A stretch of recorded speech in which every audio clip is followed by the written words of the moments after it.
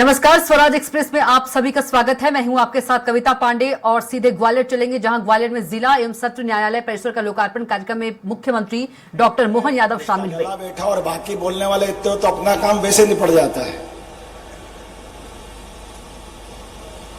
मैं आज के इस नवीन भवन के लोकार्पण के अवसर पर ज्यादा लंबी बात नहीं करना चाहता हूं।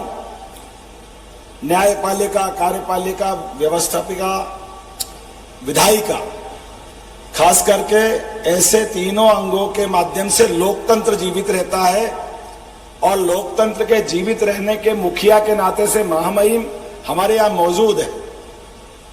और ये बात भी सही है कि जुडिशियली भवन के बनने से कितने पक्ष अलग अलग आनंदित होते हैं। एक पक्ष जो जुडिशियली में सीधे सीधे इन्वॉल्व है वो हमारे अभिभावकगण और न्यायाधीशगण, दूसरे हमारे पक्ष विपक्ष के संबंधित पक्षकार, तीसरा इन व्यवस्थाओं को संचालित करने वाली सरकार। मुझे इस बात की प्रसन्नता है कि ग्वालियर में जिस जगह भवन का ये लोकार्पण हुआ उसका इतिहास भी हमारे सामने आया। 1938 में स्थापित होने वाली हाई कोर्ट में जिला कोर्ट भी चलता आया और नया भवन जब बनकर के अलग अलग जगह हुआ है। मैं माननीय माहेश्वरी जी बता रहे थे कि ये लंबी श्रृंखला है, ऐसे कई भवनों की भूमिका में उनका बड़ा रोल है। मैं आपका भी स्वागत करता हूं और सरकार का मुखिया होने के नाते से ये सारे सुझाव भी मैं अपने आप में संकलित करता जा रहा हूं, क्योंकि डिमांड आएगी तो घूम घाम के आना एक ही जगह, दूसरा कोई उसका स्थान नहीं है और वो गलत भी नहीं है। अगर अभिभाषक की कोई व्यवस्थाओं के हमको कोई व्यवस्था खर्च करना है तो भी क्या गलत है।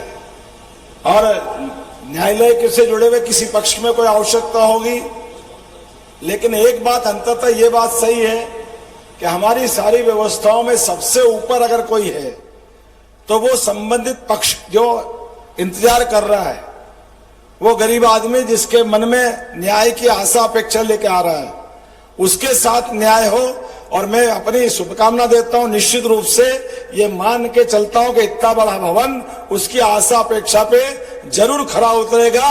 ये मैं शुभकामना देता हूं अपनी तरफ से। हमारा तंत्र इतना बढ़िया है। मैं माननीय माहेश्वरी जी से बात कह रहा था कि मैं जब उज्जैन विकास प्राधिकरण का अध्यक्ष था, मेरे जीवन की एक सच्ची घटना घटी और उस घटना का थोड़ा सा आपके साथ शेयर करना चाहूंगा। स्वाभाविक रूप से हम जनप्रतिनिधि है तो जनता के संपर्क में भी रहते हैं, लेकिन उसके अपने रोल रहते हैं। दो झुग्गी वाले पास पास रहते हैं। एक झुग्गी में रहने वाली महिला, उसके पति भी घर में नहीं, 2-3 बच्चे उसके। अपने बच्चों को पाल पोस के बड़ा करने के लिए वो सबसे पहले उनको अपना तैयार करके उनकी अपनी आवश्यकता की पूर्ति करती, फिर 6 बजे से जाग करके आसपास में बर्तन वर्तन मांज करके 8:30-9 बजे तक दूसरे के यहाँ काम करती और 9 बजे बाद वो अपनी दाड़की करने के लिए 9 बजे से 6 बजे किसी के काम करने जाती थी। बेचारी एक अकेली महिला इतनी मेहनत करती, तो जिन सामने घरों में जाती बर्तन मांजने, वो भी बड़े उसको सम्मान की निगाह से देखते हैं। लेकिन जैसा होता है कि पास में जो घर था, वो झुग्गी थी जिसकी, वो दारू पी करके अपने घर में रोज लड़ाई करता रहता था और लड़ने के बाद दोनों लड़ते थे और स्वाभाविक से वो पास में महिला रहती, अपने बच्चों को लेकर के बिना बात से उनसे भी झगड़ा करने लग जाते। वो जैसे तैसे अपने को बचा बुचू के अपने बच्चे पाल पोस रही। अचानक एक दिन क्या होता है कि वो दोनों पति पत्नी झगड़ते झगड़ते पत्नी को गुस्सा आता है तो अपने घर में से पेट्रोल निकाल करके अपने शरीर पे डाल लेती है अपने हाथ से, और वो पति मौजूद है और वो आग लगा लेती। अब पति भी उसको बचाने के बजाय खुद बच के दूर खड़ा हो जाता है और संयोग से आसपास वाले निकलते और जलती महिला को बुझा करके हॉस्पिटल पहुंचाते। पूरा मोहल्ला देख रहा है, लेकिन देखने के बाद में भी जब वो हॉस्पिटल जाती तो पता नहीं क्या होता है। महिला मरने के पहले बयान में उस पे घास पेट्रोल किसने डाला, आग किसने लगाई, वो पड़ोस की महिला का नाम लिखा देती, जिसके छोटे छोटे बच्चे हैं, जिसका कोई लेना देना नहीं। लेकिन जैसे हमको मालूम मृत्युपुर कथन में तो बेचारी वो पास की फंस गई अब ये जो मोहल्ले वाले सब मेरे पास आए कि ये भी करके इस महिला के छोटे छोटे बच्चे ये जेल में जा रही है, अब बचा लो इसको कैसे भी करके।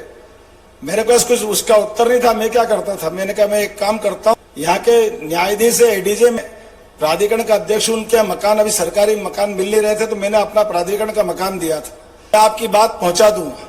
तब तक टीआई से बोला कि भैया काम करना, इस महिला को पकड़ना मत, नहीं तो इसके बच्चे को कौन रोटी खिलाएगा, बड़ी तकलीफ हो जाएगी। और संयोग ऐसा होता कि मैं वो टीआई को भी बोलता हूँ, टीआई मेरी बात मान जाता है। इधर से मैं न्यायाधीश के पास जाता हूँ कि साहब ऐसा करना कि आपका जो फैसला होगा हो जाएगा, ऐसा कोई रास्ता निकालो कि इसकी बेचारी की जमानत जल्दी हो जाए तो इसका काम चलेगा। मुझे इस बात की खुशी है कि मेरी बात पूरी उनने ध्यान से सुनी। उनने कहा भाई एक काम करो, ये पूरा जमानत करने से काम नहीं चलेगा, आप 1-1.5 महीने का टाइम मेरे को दे सकते हैं। तो मैंने कहा क्यों? बोले मैं इसका फैसला ही कर दूंगा। और मुझे वास्तव में अपनी न्यायपालिका पे गर्व हुआ कि 1.5 महीने के अंदर उनने 302 मर्डर का पूरा फैसला उस महिला के पक्ष में दे दिया। मुझे लगा कि वास्तव में ये न्याय जिंदा है।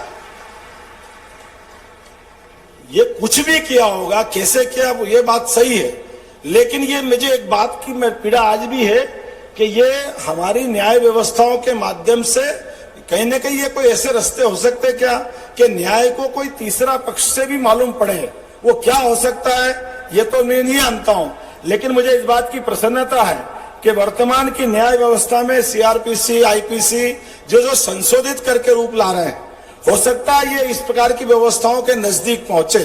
और आज नहीं तो कल क्या ऐसा हो सकता है, जैसे विक्रमादित्य की बात माननीय माहेश्वरी जी ने कही है कि हमारे अपने बलबूते पर भी कोर्ट के कार्य व्यवहार को लेकर के, कोर्ट की व्यवस्थाओं को लेकर, यद्यपि कई फैसले हमारे लिए मिसाल बनते हैं, आने वाले समय में उससे कोई लाइन बनती है, लेकिन चूंकि हमारे यहाँ न्याय परंपरा बहुत प्राचीन है, हो सकता है परमात्मा करेगा निश्चित रूप से कोई अच्छा मार्ग निकलेगा। लेकिन आज तो मैं ग्वालियर की धरती पर आकर के न्यायालय भवन, इतना बड़ा भवन जो मध्य प्रदेश का सबसे बड़ा भवन है, उसका लोकार्पण हुआ है। मेरी अपनी ओर से शुभकामना देता हूं और यहाँ के बार एसोसिएशन ने जो मांगा है वो सब देने की घोषणा करता हूं। बहुत बहुत धन्यवाद।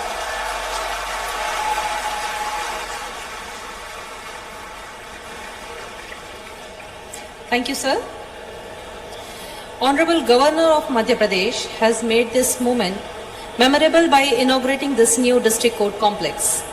I would now humbly request Shri Mangu Bhai Patel, Honorable Governor, Madhya Pradesh, to kindly grace this august gathering by delivering his inaugural address. Sir.